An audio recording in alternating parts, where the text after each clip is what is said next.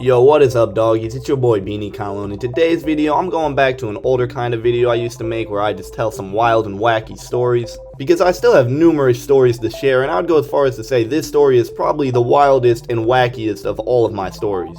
Also, to be honest, another big reason why I'm going back to this story time kind of video for this one is because I don't want to do a bunch of research right now and write out a whole video. These videos are a lot easier to make, and I think these story time videos make for some great videos, but I will still be making my other kind of videos, so stick around on the Beanie Kowloon YouTube channel. But before I get into this story, I do have to share, this is just some dumb shit that I did when I was in like 9th grade. I do not recommend anyone follows in my footsteps. Just because I'm going to be joking around about this whole day doesn't mean I wasn't doing some seriously stupid things. But shit, man, with that out of the way, let's just jump into this story.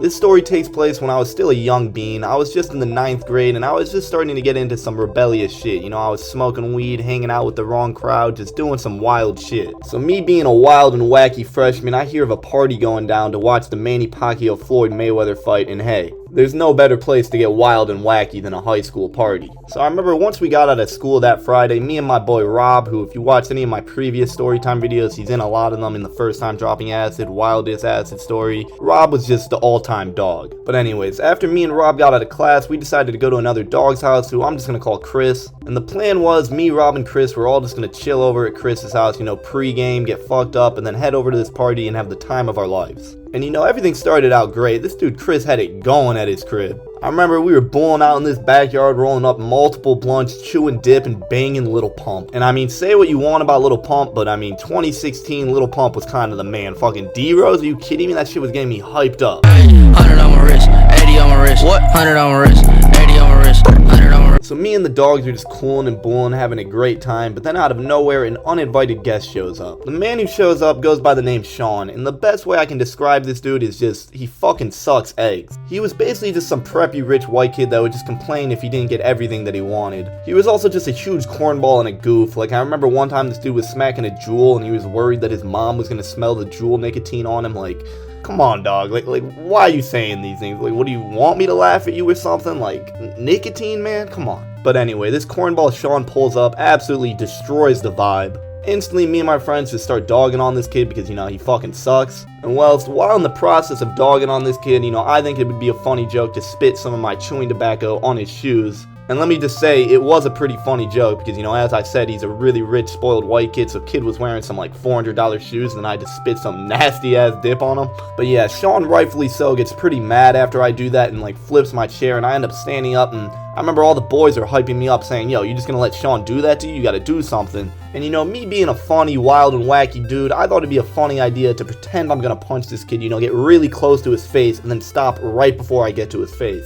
But my fake punch didn't go exactly as planned. When I did the fake punch, I swear this kid like ducked into my punch and I ended up just punching him right in the face. And I punched this kid pretty fucking hard. I remember my hand fucking hurt after I punched this dude. And as soon as I punched him, I genuinely did feel bad as I did not mean to punch him. However, my first reaction along with all my boys' reactions was we just started laughing at this kid because I just punched him in the face. But then after a bit, this dude was like seriously crying and he looked really sad. You know, I couldn't laugh at this kid anymore. I genuinely felt really bad for what I did because I really did not want to punch this kid. Like, yeah, he was a cornball, but I mean, he didn't deserve to just get punched in the fucking face. So whilst this dude's crying, you know, I feel pretty fucking bad. You know, I'm telling him, yo, dude, that was on accident. I'm really, really sorry. And like, I genuinely did feel really bad. Like, I did just do some fucked up shit. I literally told the kid, you know what? You can punch me in the face one time back for free, you know, an eye for an eye. And I mean, in my opinion, there's no fairer justice in that, but the kid Sean was just still crying and he ended up just running home crying. So then after Sean leaves, you know, me and boys turn the Lil Pump back on, start laughing about what just happened, you know, we thought this shit was funny as fuck. Then after, you know, this whole situation happened, or maybe it was even before this happened, I don't really remember, but I remember at some point in the pre-gaming, my dog Rob would end up giving me like 2 Adderall pills that were like 30 milligrams each. And you know, me being a stupid, reckless freshman, I just snorted those bitches down. And let me just quickly say, Adderall fucking sucks. I mean, unless if you like want to get shit done or something, or like it's prescribed to you. But Adderall is just a recreational drug, it's just mid as fuck, and for some reason when I was in 9th grade, I used to always take it recreationally. I mean, mostly it was just because it was all I could get my hands on, you know, my friends were prescribed it, my brother was prescribed it, and I just wanted to get a little fucked up. But yeah, basically what I'm trying to say is Adderall fucking sucks, and for some reason I snorted a whole bunch of it. So I remember after the whole Sean encounter, after he ran home crying, we would end up just going upstairs and playing some 2K.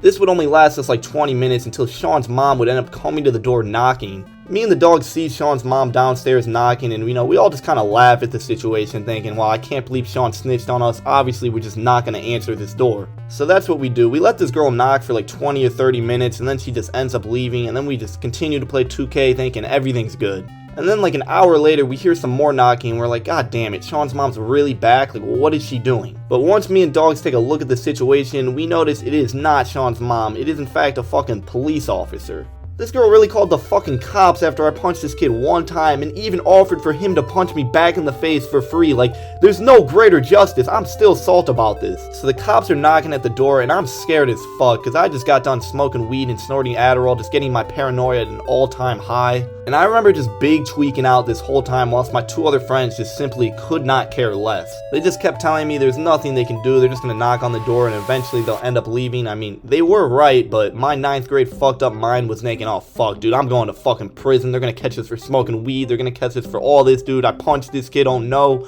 But yeah, this cop, no joke, knocks on this door for like 2 hours straight, and at one point he even has a second police officer pull up. Like, I was tweaked out, man. But the cops would end up leaving, and I didn't really get in any trouble for this for like the next week. But the trouble I would end up getting in for this situation was very minor. I just had to like go to the police station and explain my side of the story, and once I did, the officer like literally said, yeah, this mom just seems kind of crazy, we're not gonna really do anything about this, and all I had to do was pay $50 for taking time out of their day. But yeah, back to the story. Once the cop ends up leaving, I think I'm all good. Honestly, I thought I wasn't gonna get into any trouble for it. I was feeling a-okay, and I was ready to get to this party. But before heading over to this party, we had to get a little bit more pre-gaming in. My dog Chris ended up pulling out like 3 Four Locos, and when the freshmen get a hold of the Four Locos, you know the night's about to be crazy. So we start sipping down these Four Locos, and if I remember correctly, this was quite literally the first time I ever drank anything, and I'm drinking fucking Four Locos with the energy shit off Adderall, and I was smoking.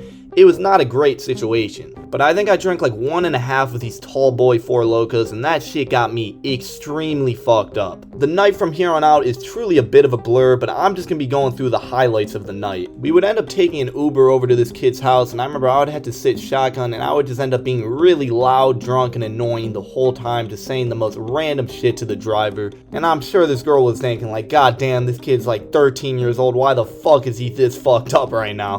But we would end up making it to the party, and I just remember being extremely fucked up. Like, literally the first thing I remember doing getting to that party was just laying down on the ground and screaming, where are the Four Locos? I need the Four Locos! And that was basically my catchphrase throughout the entire night. Like, if anyone would ask me anything, I would just be like, Four Locos! My brain was working at like 0.5% capacity. Like, I could literally only communicate the words Four Locos and I want Four Locos. Next thing I remember was just literally like everyone huddling around me, just like, yo, Bean, you are extremely fucked up. Like, what the fuck is going on? But after some point of this, the kid whose party who was hosting it would actually end up taking me into his room, turning on Amazing World of Gumball, and just like getting the vibe set up for me. Like, he was just being an absolute dog. But whilst this dog was doing everything he could, it still really wasn't much help, because I was just laying on this bed and I was seeing like 3 different TVs. Like, I could not pay attention to Amazing World of Gumball. And then I remember this kid who was hosting the party and helping me out was just like, yo, I still just can't believe that you didn't yak. And then literally the second he said that, I just yacked all over this kid's bed. Dude goes out of his way at his own party to go help me, and I end up yakking all over his bed. Quite a way to return the favor, you know? So at this point, I had to take my shirt off because I yarfed all over my shirt as well, and I go over to the bathroom, and I just start yarfing and tweaking, all over by the bathroom. When I say I was tweaking, I mean I was tweaking, dog. Like let me set the scene for you. I'm out here like tweaking over by the toilet, speaking in tongues. People are just coming by, taking videos and laughing at me. And this whole time, I'm also just grabbing at my dick.